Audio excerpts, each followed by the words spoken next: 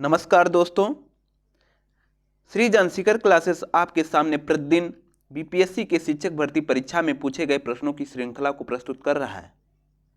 अगर आपको वीडियो पसंद आ रहा है, आप लोग ज़्यादा से ज़्यादा शेयर करिए। ठीक है, वीडियो पसंद आया तो चैनल को भी सब्सक्राइब करिए।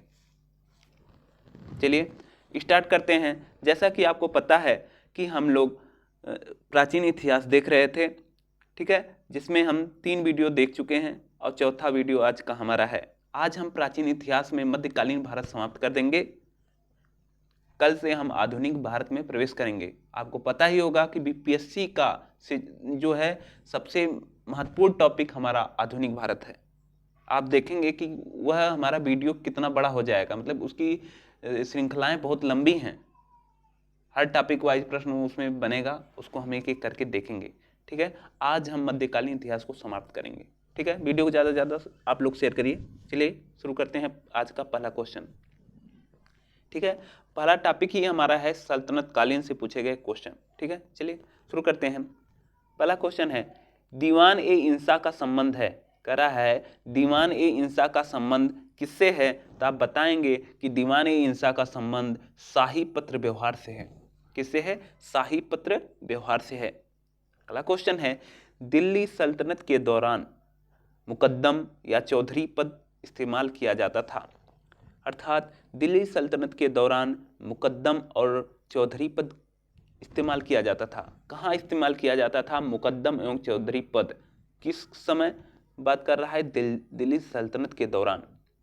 तो आप बताएंगे कि दिल्ली सल्तनत के दौरान मुकद्दम या चौधरी पद का इस्तेमाल जो हो रहा था गांव के सरपंच के लिए हो रहा था। ठीक है, मुकद्दम एवं चौधरी का पद गांव के सरपंच के लिए उपयोग किया जा रहा था। अगला क्वेश्चन है, तबकात ए अकबरी, ठीक है, तबकात ए अकबरी जिसे कभी कभी अबुल फजल के अकबरनामा से अधिक विश्वसनीय माना जाता है। जो तबकात ए अकबरी जिसे कभी कभी अबुल फजल के अकबरनामा, ठीक है, से अधिक विश्वसनीय माना जाता है, लिखा गया है। सीधे सीधे शब्दों में कहें तो आपको बताना है तबकात ए अकबरी किसके द्वारा लिखा गया है? तो आप बताएंगे कि निजामुद्दीन अहमद के द्वारा। ठीक है, आपसे यह भी क्वेश्चन पूछा जा सकता है कि अकबरनामा किसके द्वारा लिखा गया है? तो आप पता है कि अकबरनामा जो है अबुल फजल के द्वारा लिखा गया है, लेकिन अब पूछ लिया है तबकात ए अकबरी किसके द्वारा लिखा गया है? तो आप बताएंगे कि तबकात ए अकबरी निजामुद्दीन अहमद के द्वारा लिखा गया है। अगला क्वेश्चन है दोस्तों, दिल्ली में पहला मदरसा किसके द्वारा स्थापित किया गया था? दिल्ली में पहला मदरसा किसके द्वारा स्थापित किया गया था? आप बताएंगे कि दिल्ली का पहला मदरसा इल्तुतमिश के द्वारा स्थापित किया गया था। किसके द्वारा? इल्तुतमिश के द्वारा। अगला क्वेश्चन है, गीत गोविंद के रचयिताकार कौन है? ठीक है, गीत गोविंद के रचयिताकार कौन है? तो आप बताएंगे गीत गोविंद के रचयिताकार हमारे जयदेव हैं। कौन है? जयदेव। अगला क्वेश्चन है दोस्तों, तराइन के द्वितीय युद्ध में भारतीय शासक पराजित हुआ था। अर्थात तराइन का युद्ध जो लड़ा गया था तो वह उसमें कौन सा भारतीय शासक था जो पराजित हो गया था? तो आप बताएंगे कि पृथ्वीराज चौहान। ठीक है, पृथ्वीराज चौहान जो है वह भारतीय शासक था जो तराइन के द्वितीय युद्ध में पराजित हो गया था। अगला क्वेश्चन है, गजनी के महमूद ने सोनीपत मंदिर को विध्वंस किया था। अर्थात यह भी आपसे पूछ सकता है कि सोमनाथ मंदिर को नष्ट कराने वाला कौन था? तो गजनी के महमूद ने करवाया था। महमूद गजनवी ने सोमनाथ मंदिर को विध्वंस कर दिया था। कब किया था? आप बताएंगे 1026 ईसा पूर्व में। 1026 ईसा पूर्व में सोमनाथ मंदिर को विध्वंस कर दिया था। कौन? महमूद गजनवी ने। ठीक है दोस्तों, अब हम देखते हैं बहमनी राजवंश से पूछे गए क्वेश्चन। ठीक है दोस्तों, रुकी हम थोड़ा और इसको जूम आउट कर लेते हैं, एक सेकेंड।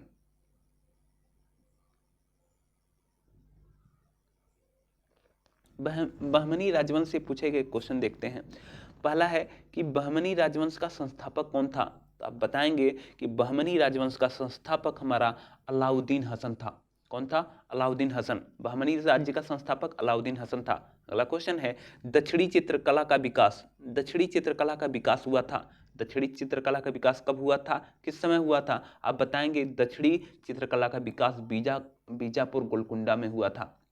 अर्थात दक्षिणी चित्रकला का विकास बीजापुर गोलकुंडा से हुआ था। अब हम देखेंगे विजयनगर साम्राज्य से पूछे गए क्वेश्चन, जिसमें पहला क्वेश्चन है, विजयनगर राज्य की स्थापना हुई थी। अर्थात विजयनगर राज्य की स्थापना किसने किया था? तो आप बताएंगे विजयनगर राज्य की स्थापना हरिहर एवं बुक्का ने किया था। हरिहर और बुक्का के द्वारा विजयनगर साम्राज्य की स्थापना की गई थी। अगला क्वेश्चन है फारसी यात्री अब्दुल रज्जाक, ठीक है दोस्तों, आपसे बार बार यह भी क्वेश्चन पूछ लेता है, अक्सर देखते हैं कि यह मिलान करने में पूछ लेता है कि अब्दुल रज्जाक जो है कहाँ से आया था, चीनी यात्री था, फारसी यात्री था। यह भी आपको याद करना है कि अब्दुल रज्जाक हमारा फारसी यात्री था, ठीक है।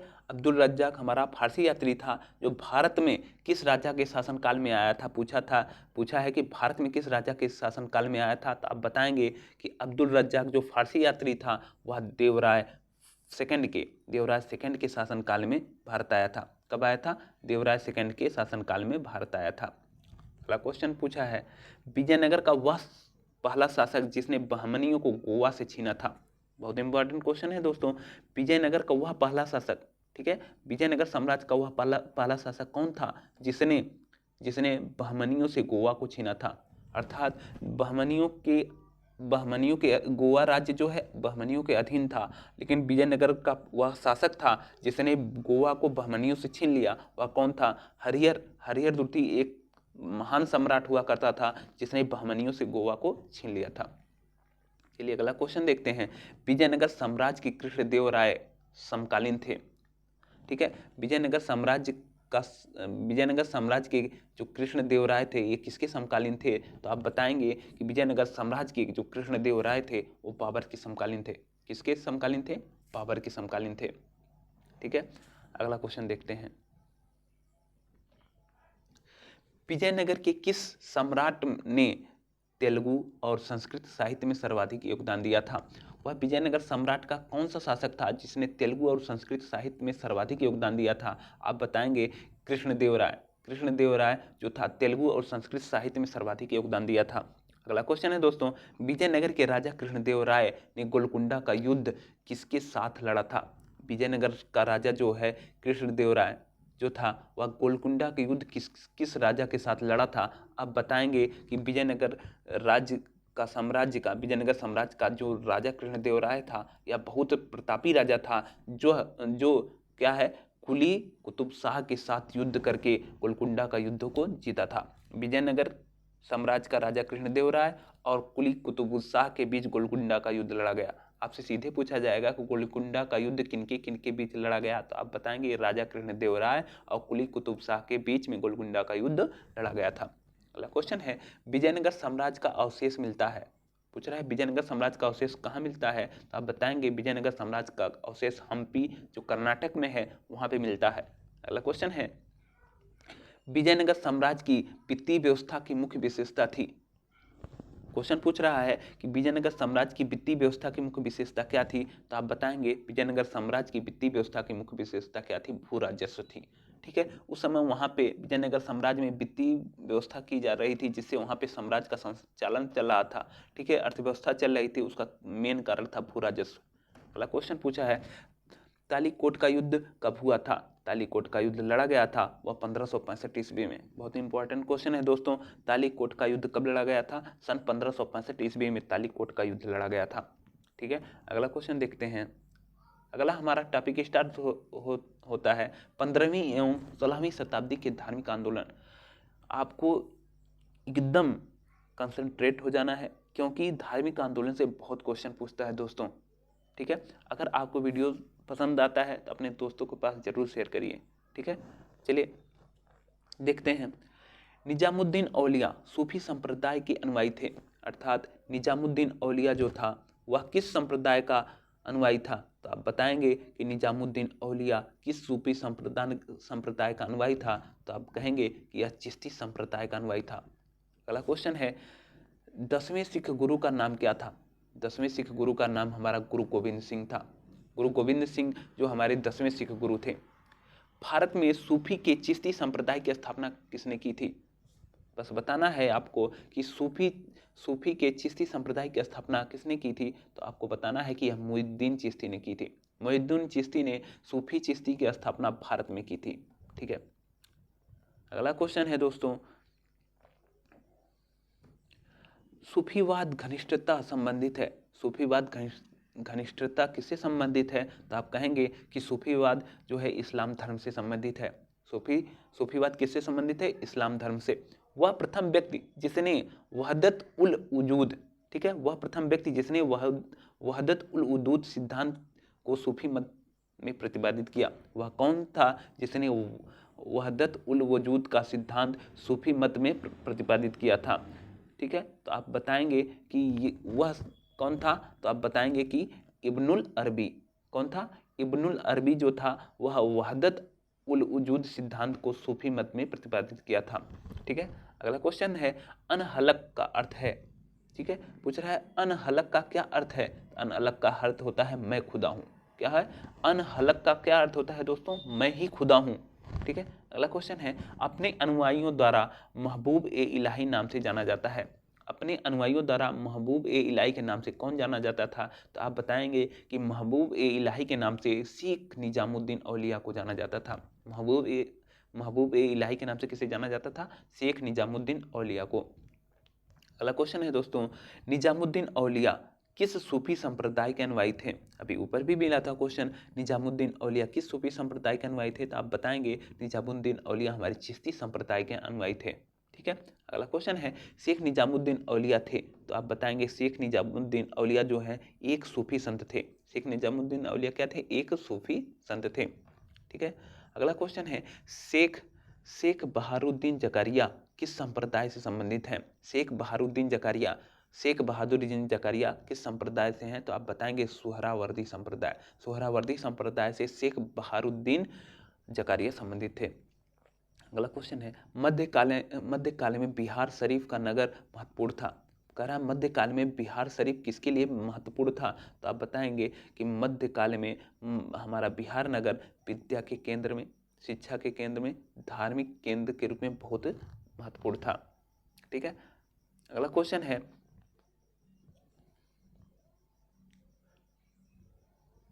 है दोस्तों, एक सेकंड दोस्तों, बिहार के सुप्रसिद्ध संत सरफुद्दीन मनेरी का संबंध सूफियों के संप्रदाय से था। अर्थात यह पूछ रहा है कि संत, ठीक है, संत सरफुद्दीन मनेरी कौन है, संत सरफुद्दीन मनेरी का संबंध किस सूफियों के संप्रदाय से था। आप बताएंगे कि यह फिरदौसी के संप्रदाय से था। कौन, यह बिहार के सुप्रसिद्ध, ठीक है, बिहार के सुप्रसिद्ध संत सरफुद्दीन मनेरी का संबंध किस सूफियों के संप्रदाय से था, तो आप बताएंगे फिरदौसी संप्रदाय से। अगला क्वेश्चन है दोस्तों दक्षिण भारत में शैव संतों को कहा जाता था। सीधे पूछता है शैव संतों को किस नाम से जाना जाता था जो दक्षिण भारत से संबंधित है। यह भी क्वेश्चन पूछ सकता है शैव संत जो है किस क्षेत्र से संबंधित थे, तो आप बताएंगे दक्षिण भारत से। शैव संतों को क्या कहा जाता था, तो आप बताएंगे नैनार। इसको याद करने का तरीका है शैव मतलब शिव, जो शिव के भक्त थे उन्हें कहा जाता था शैव संत। जो शिव के देखेंगे तो हम क्या होता है, शिव की तीसरी आंख मतलब थर्ड नयन, नयन मतलब नयनार, मतलब शैव संत नयन से संबंधित याद रखना है कि उनके 3 नयन थे, अर्थात शैव संतों को नयनार कहा जाता था, ठीक है। अगला क्वेश्चन है दोस्तों हमारा सभी भक्ति संतों के मध्य एक समान विशेषता थी। सभी भक्ति संतों के मध्य एक समान विशेषता कैसी थी, तो आप बताएंगे अपनी वाणी को उसी भाषा में लिखा जिसे अपनी भक्त समझा, ठीक है, अपनी वाणी को उसी भाषा में लिखा जिसे उसके भक्त समझते थे। अर्थात ऐसा नहीं था कि जैसे आप किसी भी चीज़ की व्याख्या कर रहे हैं, कोई चीज़ का प्रचार कर रहे हैं, कुछ कर रहे हैं, तो मतलब आप बहुत बड़े भक्त हैं तो अपने जनता के बीच में कुछ कह रहे हैं तो अपने जो जिस बाड़ी में आ रहा है उसी बाड़ी में बोल दें, ऐसा नहीं था। लेकिन वहाँ पे जो संत थे वह क्या करते थे, जिस भाषा को भक्त जान रहे थे उस भाषा में वह वहाँ पे अपनी बातों को कहते थे, ठीक है, अपनी बातों को रखते थे, उस बातों को रखते थे जब जिस भाषा को संत जानते थे अर्थात भक्त जानते थे उसी भाषा में अपने वक्तव्य को रखते थे। अगला क्वेश्चन है मतेंद्र नाथ द्वारा स्थापित संप्रदाय था। अर्थात मतेंद्र नाथ किस संप्रदाय का स्थापना किया था, आप बताएंगे कि योगिनी कौल संप्रदाय। योगिनी कौल संप्रदाय की स्थापना कौन किया था, तो आप कहेंगे मतेंद्र नाथ के द्वारा, ठीक है। निर्गुण स्कूल के बड़े समर्थक थे। अर्थात निर्गुण भक्ति काव्य के समर्थक कौन थे, अर्थात निर्गुण भक्ति काव्य के समर्थक हमारे थे कौन, कबीरदास। ठीक है, कबीरदास हमारा निर्गुण काव्यधारा से संबंधित थे। अगला क्वेश्चन है दोस्तों, भक्तिकालीन संतों में कृष्ण के आराधक नहीं थे। ठीक है, भक्तिकालीन संतों में कृष्ण के आराधक कौन नहीं थे, अर्थात कृष्ण के उपासक कौन नहीं थे, अर्थात कृष्ण की भक्ति करने वाले कौन नहीं थे, तो आप कहेंगे कबीरदास। कबीरदास जो थे वह कृष्ण के आराधक नहीं थे। भक्तकालीन संत चैतन्य का वास्तविक नाम क्या था। ठीक है, भक्तिकालीन संत जो चैतन्य था, ठीक है, चैतन्य का वास्तविक नाम क्या था, तो आप कहेंगे चैतन्य का वास्तविक नाम विशंभर था। क्या था, विशंभर। अगला क्वेश्चन है, सिखों के 10वें गुरु, अभी सीधे पूछा था ऊपर कि सिखों के 10वें गुरु कौन थे, तो आप कहेंगे गुरु गोविंद सिंह थे। उनका जन्म पूछा है। सिखों के 10वें गुरु का जन्म जो हमारा कहाँ हुआ था, तो आप बताएंगे सिखों के 10वें गुरु गुरु गोविंद सिंह का जन्म हमारा बिहार के पटना में हुआ था। कहाँ हुआ था, बिहार के पटना में। चलिए अगला क्वेश्चन है, 10वें सिख गुरु का नाम क्या था। 10वें सिख गुरु का नाम पूछा तो आपको पहले ही बता दिए कि 10वें सिख गुरु का नाम हमारा क्या है, गुरु गोविंद सिंह। क्या है, गुरु गोविंद सिंह।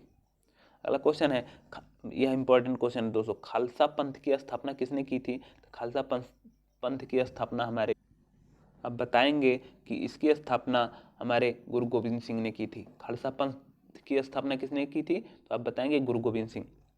पूछ रहा है वरकारी, क्या पूछ रहा है, वरकारी समाज सुधार आंदोलन आरंभ हुआ था। ठीक है, तो आप बताएंगे वरकारी समाज सुधार आंदोलन कहाँ प्रारंभ हुआ था, तो अब वरकारी समाज सुधारक आंदोलन हमारा महाराष्ट्र में प्रारंभ हुआ था। कहाँ पे, महाराष्ट्र में। ठीक है, अर्थात महाराष्ट्र से ही वरकारी समाज सुधारक आंदोलन स्टार्ट हुआ था। अगला टॉपिक है मुगल साम्राज्य। ठीक है, मुगल साम्राज्य से पूछे गए क्वेश्चन हम देखेंगे। मुगल सम्राट आलमगीर को जाना जाता था, तो आपको पता ही होगा कि औरंगजेब का नाम ही औरंगजेब आलमगीर था। ठीक है, अगला क्वेश्चन है, हुमायूं को यह प्रस्ताव दिया था कि यदि उसे बंगाल का अधिकार, ठीक है, हुमायूं को यह प्रस्ताव दिया गया था कि यदि उसे बंगाल पर अधिकार करने दिया गया तो वह बिहार को समर्पित कर देगा और 10 लाख दिनार को वार्षिक नजराना अर्पित करेगा। ठीक है, तो कौन कहा था, हुमायूं ने यह प्रस्ताव दिया था कि किसके प्रस्ताव दिया था, यह शेर खां। ठीक है, शेर खां को यह प्रस्ताव दिया था कि अगर उसे बंगाल पे अधिकार करने दिया जाएगा, ठीक है, बंगाल पे अधिकार करने दिया जाएगा तो वह बिहार को समर्पित कर देगा। ठीक, बिहार को उनके सामने प्रस्तुत कर देगा, अर्थात बिहार जो हुमायूं के अधिकार में था वह शेर खान को प्रस्तुत कर देगा और 10 लाख दिनार वार्षिक नजराना भी अर्पित करेगा। ठीक है, अगला क्वेश्चन है, हुमायूं का मकबरा कहाँ है। तो हुमायूं का मकबरा कहाँ है दोस्तों, तो दिल्ली में है। ठीक है, वह शासक जिसने सबसे अधिक समय तक शासन किया था, वह शासक कौन था जिसने सबसे अधिक समय तक शासन किया था, तो ऑप्शन के अकॉर्डिंग रहा होगा दोस्तों, सबसे अधिक शासन करने वाला कौन था, तो इसमें था औरंगजेब। भारत में मुगल वंश के, अब इस तरह आप नहीं याद करेंगे सबसे ज्यादा औरंगजेब ने शासन किया था। ठीक है, ऑप्शन के अकॉर्डिंग रहा होगा दोस्तों। ठीक है, भारत में मुगल वंश के संस्थापक कौन थे, भारत में मुगल वंश के संस्थापक हमारे कौन थे, बाबर थे। अगला क्वेश्चन है, मस्तवीस, जिसको हम मसनवी कहते हैं, जो बाबर का मुस्लिम कानून एवं नियमों का संग्रह था। ठीक है, मनसवी, सीधे आपको याद रखना, मसनवी जो बाबर द्वारा मुस्लिम कानून के नियमों का संग्रह था उसका नाम था, तो उस कानून का नाम था मुबायिन। क्या था, मुबायिन। ठीक है, बोल रहा है कि मस्तरवीस जिसको हम मसनवी कहते हैं, जो बाबर द्वारा मुस्लिम कानून के नियमों का संग्रह है, उसे किस नाम से जाना जाता था, उसका नाम क्या था, मुबायिन था।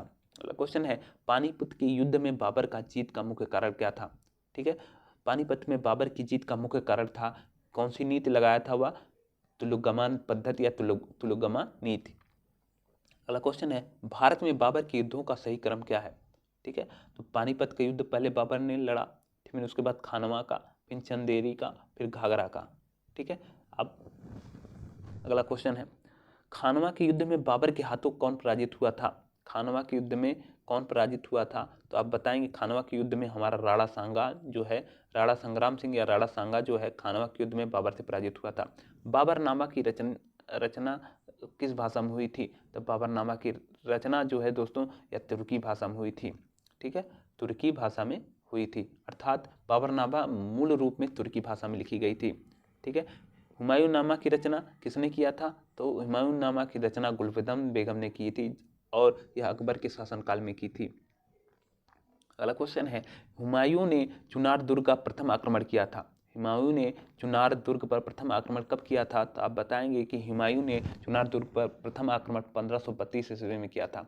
ठीक है, 1532 ईस्वी में हुमायूं ने चुनार दुर्ग पर प्रथम आक्रमण किया था। हुमायूं का मकबरा कहाँ है? अभी एक बार और ऊपर पूछा था दोस्तों क्वेश्चन, हुमायूं का मकबरा कहाँ है? तो आप बताएंगे कि हुमायूं का मकबरा हमारा कहाँ पे है? या दिल्ली में है। अगला क्वेश्चन है, 26 जून 1539 में, ठीक है, शेर खां और हुमायूं के बीच में लड़ा गया था। कौन सा युद्ध लड़ा गया था? आपको ये डेट जरूर याद रखना है कि 26 जून 1539 में शेर खान और हुमायूं के बीच कौन सा युद्ध लड़ा गया था। तो आपको बस इतना याद रखना है, चौसा का युद्ध जो है 26 जून 1539 में। कौन? चौसा का युद्ध 26 जून 1539 में शेर खां और हुमायूं के बीच लड़ा गया था। ठीक है, अगला क्वेश्चन है, वह सुल्तान जिसने पहले हजरत ए आला की उपाधि अपनाई थी, शेर खां सूरी ने। कौन था? हजरत ए आला की उपाधि अपनाने वाला कौन था? तो आप बताएंगे कि वह सुल्तान शेर शाह सूरी था जो हजरत ए आला की उपाधि को अपनाया था। अगला क्वेश्चन है, वह शासक जिसने अपनी सैन्य टुकड़ियों को 200, 250 एवं 500 की इकाइयों में विभाजित किया था। वह कौन शासक था जिसने अपने सैन्य टुकड़ियों को 200, फिर 250 एवं 500 की इकाइयों में विभाजित किया था? वह हमारा शासक था इस्लाम शाह। इस्लाम शाह जो शासक था वह अपने सैन्य टुकड़ियों को 200 का अलग ग्रुप बनाया था, 250 का अलग ग्रुप बनाया था और 500 का अलग ग्रुप बनाया था। इस तरह वह अपने सैनिक टुकड़ियों को विभाजित किया था। वह इस्लाम शाह था। मध्यकालीन बिहार में बुनियादी प्रशासनिक इकाई के रूप में परगना विकसित किया था। अर्थात मध्यकालीन बिहार में बुनियादी प्रशासनिक इकाई के रूप में जो परगना का विकास किसने किया था? तो आप बताएंगे कि शेर शाह सूरी ने किया था। किसने किया था? शेर शाह सूरी ने किया था। अगला क्वेश्चन है दोस्तों, किसी भी सरकार ने नहीं और अंग्रेजों ने भी नहीं जितना कि इस पठान ने काफी बुद्धिमत्ता का परिचय दिया था। शेर शाह सूरी के बारे में यह शब्द किसने लिखा था? ठीक है, यह शब्द लिखा था, शेर शाह सूरी के बारे में यह शब्द लिखा गया था कि किसी भी सरकार में नहीं और अंग्रेजों में भी नहीं जितना कि इस पठान में काफी बुद्धिमत्ता है। अर्थात शेर शाह सूरी के बारे में यह बुद्धिमत्ता का कथन किसके द्वारा कहा गया था? तो आपको बता दें, यह कथन एच.जी. कीन्स ने कहा था। ठीक है, एच.जी. कीन्स ने यह शब्द कहा था कि शेर शाह सूरी के बारे में किसी भी सरकार में नहीं और अंग्रेजों में भी नहीं जितना कि इस पठान में काफी बुद्धिमत्ता है। यह शेर शाह सूरी के बारे में कथन एच.जी. कीन्स ने कहा था।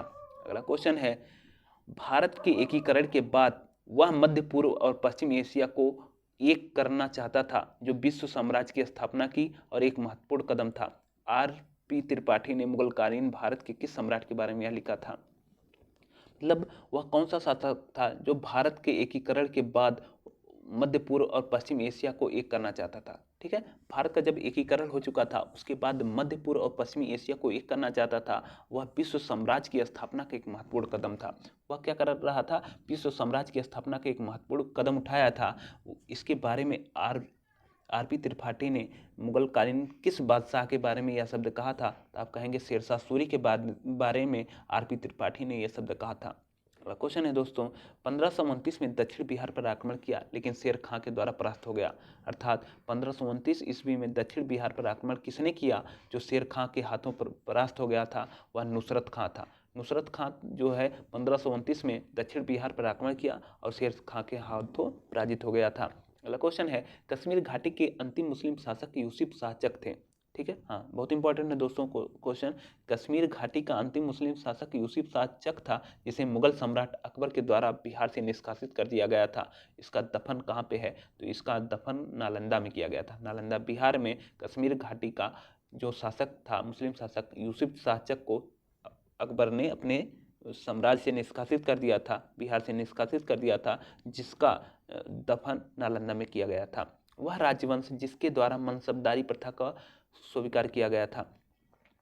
मतलब अर्थात पूछ रहा है कि मनसबदारी प्रथा का आविष्कार किसके द्वारा किया गया था? तो आप बताएंगे मुगल के द्वारा। ठीक है, मुगलों के द्वारा मनसबदारी प्रथा स्टार्ट किया गया था। मुगलों में किसके द्वारा? तो आप कहेंगे अकबर के द्वारा। मध्यकालीन भारत में मनसबदारी व्यवस्था लागू की गई थी। ठीक है, मध्यकालीन भारत में जो मनसबदारी व्यवस्था लागू की गई थी वह क्यों की गई थी? सैनिकों को सुगमता से भर्ती के लिए, सैनिकों को सुगमता से भर्ती करने के लिए मनसबदारी व्यवस्था को लागू किया गया था। अगला क्वेश्चन है अकबरनामा के खंड हैं, ठीक है। अकबरनामा के कितने खंड हैं, तो आप बताएंगे अकबरनामा के 3 खंड हैं, ठीक है। रजनामा फारसी अनुवाद, ठीक है। रजनामा फारसी अनुवाद किसका है, तो आप कहेंगे कि रजनामा जो है फारसी अनुवाद हमारा महाभारत का जो है फारसी अनुवाद क्या है, रचनामा है। अगला क्वेश्चन है मध्यकाल में किस वंश को पारिवारिक उपाधि मिर्जा थी, ठीक है। मध्यकाल में किस वंश को की पारिवारिक उपाधि मिर्जा थी, अर्थात किस राजवंश को जो है मिर्जा की उपाधि मिली थी, तो आप कहेंगे मुगल राजवंश को, ठीक है। मुगल राजवंश को मिर्जा की उपाधि थी। पद्मावत किसके द्वारा लिखा गया था, तो आप कहेंगे पद्मावत की रचना मलिक मोहम्मद जायसी के द्वारा किया गया था। किसके द्वारा, मलिक मोहम्मद जायसी के द्वारा किया गया था। अगला क्वेश्चन है आईने अकबरी किसके द्वारा लिखी गई थी, आईने अकबरी हमारे अबुल फजल के द्वारा लिखी गई थी, ठीक है। अबुल फजल के द्वारा लिखी गई थी। अकबर के दरबार में सुप्रसिद्ध चित्रकार कौन था, ठीक है। अकबर के दरबार में, ठीक है, एक चित्रकार रहता था, ठीक है, जो बहुत अच्छा चित्र करता था, चित्र बनाता था। उसका नाम क्या था, तो आप बताएंगे उसका नाम अब्दुल सम्मद था। क्या था, ठीक है, क्या बोलेंगे आप, उसका क्या नाम, अब्दुस्मद, ठीक है। अगला क्वेश्चन देखते हैं जब्ती प्रणाली उपज थी, बोल रहा है क्वेश्चन कि जब्ती प्रणाली उपज थी, तो जब्ती प्रणाली किसके द्वारा शुरू की गई थी, तो आप बताएंगे शेरशाह के द्वारा, शेरशाह सूरी के द्वारा जब्ती प्रणाली शुरू की गई थी। दसवंत और बसावन प्रसिद्ध चित्रकार मुगल सम्राट के दरबारी थे, ठीक है। यह दसवंत और बसावन किसके दरबारी कवि थे, जो प्रसिद्ध चित्रकार थे, तो आप कहेंगे कि दसवंत और बसावन अकबर के दरबारी कवि थे, अर्थात दरबारी थे जो प्रसिद्ध चित्रकार थे। अगला क्वेश्चन है यूरोपीय चित्रकारी, ठीक है, यूरोपीय चित्रकारी का प्रवेश किसके दरबार में था, अर्थात किसके दरबार में यूरोपीय चित्रकारी ने दस्तक दी थी, तो आप कहेंगे कि अकबर के, ठीक है। फतेहपुर सीकरी का निर्माण का श्रेय किसे जाता है, तो आपको पता है कि फतेहपुर सीकरी का निर्माण जो है अकबर के द्वारा किया गया था। अगला क्वेश्चन है कि वह मुगल शासक जिसने चित्रकारी के लिए विभाग बनवाए थे, वह मुगल शासक कौन था जिसने चित्रकारी के लिए विभाग बनाया था, वह हमारा अकबर था, ठीक है, अकबर था। 1582 में अकबर ने दीन ए इलाही लागू किया था, जो था, अर्थात इस सीधे आपको यह भी याद रखना है कि दीन ए इलाही धर्म किसने स्टार्ट किया था, दीन ए इलाही धर्म की स्थापना अकबर ने किया था, वो 1582 में किया था। यह क्या था, यह था व्यवहार संहिता, ठीक है। दीन ए इलाही लागू किया था अकबर के द्वारा 1582 में, जो एक व्यवहार संहिता था। मुगल प्रशासन में मदद ए मास, मुगल प्रशासन में मदद ए मास जो था, यह इंगित करता था, मदद ए मास करता था कि विद्वानों को दी जाने वाली राजस्व मुक्त अनुदत्त भूमि, ठीक है, विद्वानों को दी जाने वाली राजस्व मुक्त अनुदत्त भूमि को मदद ए मास के नाम से जाना जाता था। वह मुस्लिम शासक जिसने तीर्थ यात्रा कर समाप्त किया था, तीर्थ यात्रा कर किसने समाप्त किया था, तो आप कहेंगे कि अकबर के द्वारा तीर्थ यात्रा कर समाप्त किया गया था।